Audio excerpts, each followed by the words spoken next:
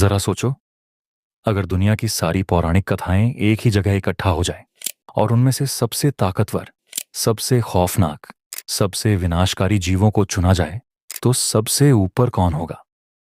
दुनिया के हर कोने में कुछ ऐसी कहानियां हैं जो सिर्फ कहानियां हो नहीं, बल्कि चेतावनियां हैं। कहीं समुद्र के नीचे ऐसा जीव रहता है जो पूरे जहाज को निगल जाता है। कहीं एक ऐसा भेड़िया है जो देवताओं के राजा को जिंदा खा जाता है। और कहीं एक ऐसा राक्षस है जिससे खुद भगवान भी डर गए।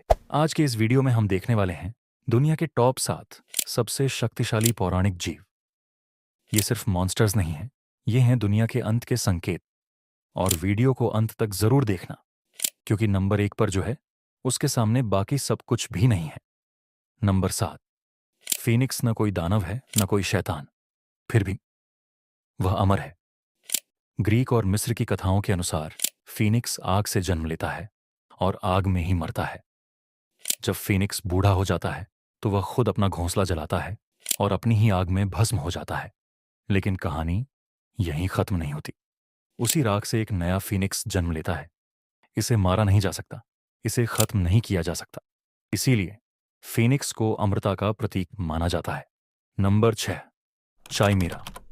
अब सोचो, एक ऐसा जीव जिसके शरीर में 3 जानवरों की ताकत हो। शेर का शरीर, बकरी का सिर और सांप की पूंछ और मुंह से निकलती आग। यही था चिमेरा। जहां यह जाता वहां तबाही होती। पूरा गांव जल जाता, इंसान और जानवर सब खत्म।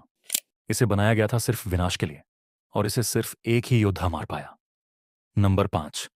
बेसिलिस्क। ऐसा जीव था जिसे मारने की जरूरत नहीं पड़ती थी, बस उसे देखना ही काफी था। उसकी नजर से इंसान पत्थर बन जाता था या तुरंत मर जाता था। उसकी सांस हवा को जहरीला कर देती थी। जहां बेसिलिस्क चलता वहां जिंदगी खत्म हो जाती। इसे सिर्फ एक ही चीज मार सकती थी, आईना, क्योंकि अपनी ही नजर इसकी मौत बन जाती थी। नंबर 4। केयरेकन। समुद्र शांत होता था, जहाज आराम से चल रहा होता था, और अचानक समुद्र हिलने लगता था। क्रकेन ये सिर्फ एक मॉन्स्टर नहीं था, यह चलती फिरती मौत थी। इसके विशाल टेंटिकल्स पूरे जहाज को जकड़ लेते थे, नाविकों को जिंदा खींच लेता था। कई बार लोग इसे द्वीप समझ लेते थे, लेकिन जब यह हिलता तो पूरा जहाज गायब। नंबर 3। जोर्मुंगंधर। इसे वर्ल्ड सर्पेंट कहा जाता है। यह इतना बड़ा है कि पूरी दुनिया को अपने शरीर से घेर सकता है। यह लोकी का बेटा है और थॉर का सबसे बड़ा दुश्मन। कहा जाता है जब जोरमुंगंडर हिलेगा तो समुद्र उबल जाएगा और धरती टूट जाएगी। रग्नारॉक के समय थॉर इसे मार देता है, लेकिन कुछ कदम चलने के बाद खुद भी मर जाता है। इसका जहर देवताओं को भी मार सकता था। नंबर 2। फेनरिआर। एक ऐसा भेड़िया था जिससे खुद देवता डरते थे। इसका मुंह इतना बड़ा था कि ऊपर आसमान और नीचे जमीन को छू सकता था।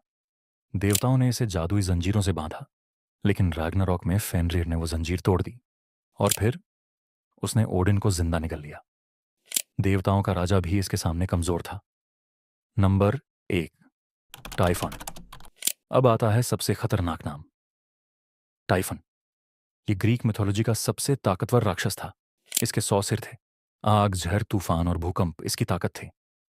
टाइफॉन ने ज्यूस को हराया, देवता भाग गए, पूरा ओलिम्पस कांप उठा। आखिरकार ज्यूस ने टाइफन को एक पहाड़ के नीचे दबा दिया। आज भी जब ज्वालामुखी फटता है तो लोग कहते हैं कि टाइफन करवट बदल रहा है।